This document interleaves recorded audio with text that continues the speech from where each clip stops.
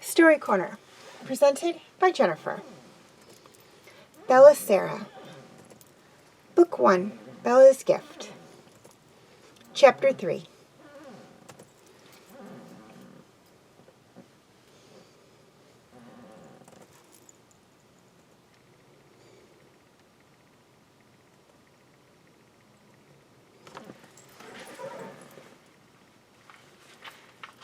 For a moment, Jillian went ice cold. Then she recognized the wolf. "Connell," she cried, "you scared me half to death." The big wolf huffed softly, the sound almost like a snorting chuckle. "Don't worry," Jillian explained to the otter. "This is Connell. He's not like the other wolves." Connell growled. "Well, you're not," Jillian insisted. "Even if you are looking more and more like Malfoy every day, no one could call you the Run of the Litter anymore, could they, Fuzzyfoot?" Jillian and Connell had grown up together in the castle. Smaller than his litter mates, Connell's sweet nature had endeared him to Jillian from the first. Even though Ivina and Malfoy had tried to keep them apart, the girl and the wolf shared a brother-sister-like bond. Some days they were best friends.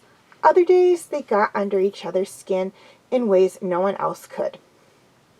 The other thing that set Connell apart from the rest of the wolves was his silence. Although he barked and growled like any wolf, he had never once spoken the wolf language.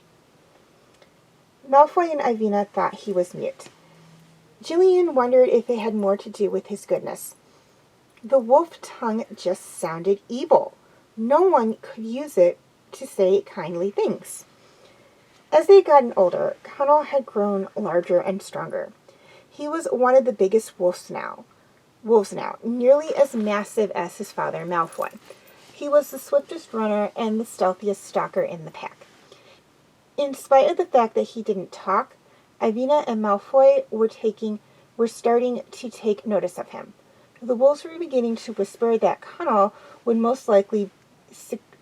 the most likely successor to Malfoy. Although she still believed in Connell's goodness, Jillian had begun to feel a distance grow between herself and her friend. She feared that the day was coming when Connell would be forced to choose between the wolves and his friendship with her. She wished she could be sure of how he would choose. Connell's sudden appearance here in the otter's room was no accident. Jillian knew she was taking too long with the key. Ivina and Malfoy must have sent Connell to track her down, maybe even to spy. They too had their doubts about his loyalty and tested him whenever they could. Jillian turned to the otter. "I'm sorry," she said. "I have to leave you here for now, but I promise I'll come back as soon as possible." The otter nodded. Connell grunted impatiently. "All right, Pussyfoot," Jillian said. "Let's go." When they reached the dining room, Ivina and Malfoy were waiting. "Good work, Connell," Ivina said. "You are dismissed."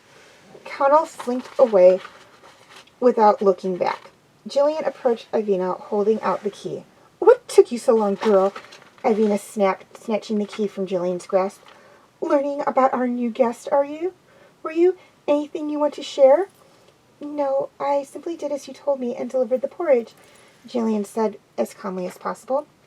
She couldn't let Ivina know her mind was racing with thoughts of the otter, the great horse Bella, and everything she had just learned about her powers.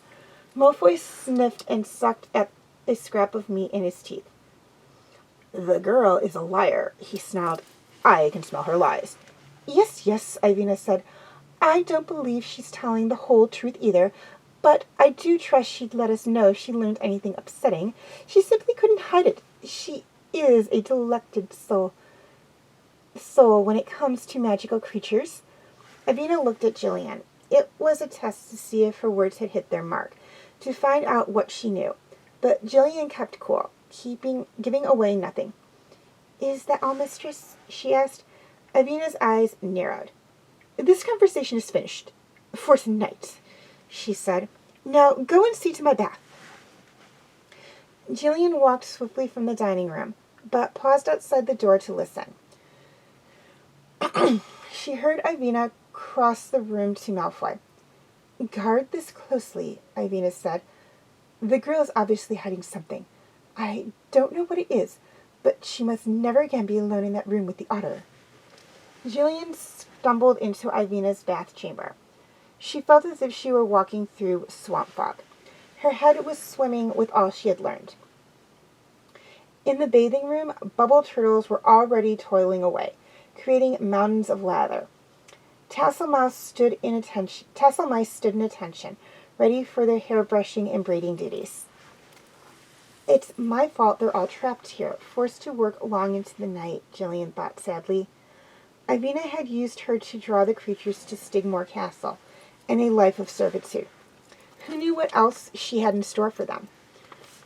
A cloud of guilt settled on Jillian's chest, until she felt she could barely breathe. "I can't let this go on. I have to do something," she said to herself. Rushing back to her small room, Jillian ran over to the loose stone in the wall. She would get her journal and make the drawing of the great white horse Bella. If Jillian could summon other creatures by drawing them in her memory journal, she was sure she could summon Bella too. The leader of all horses would help the otter and other magical creatures in the castle. Wouldn't she?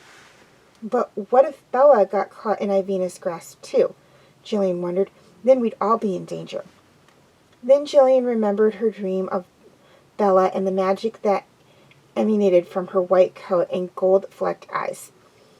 A horse that spectacular would find a way to evade Ivina's cruel tricks.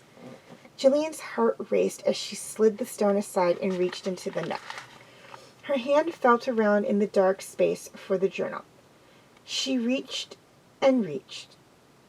There was nothing there. The journal was gone.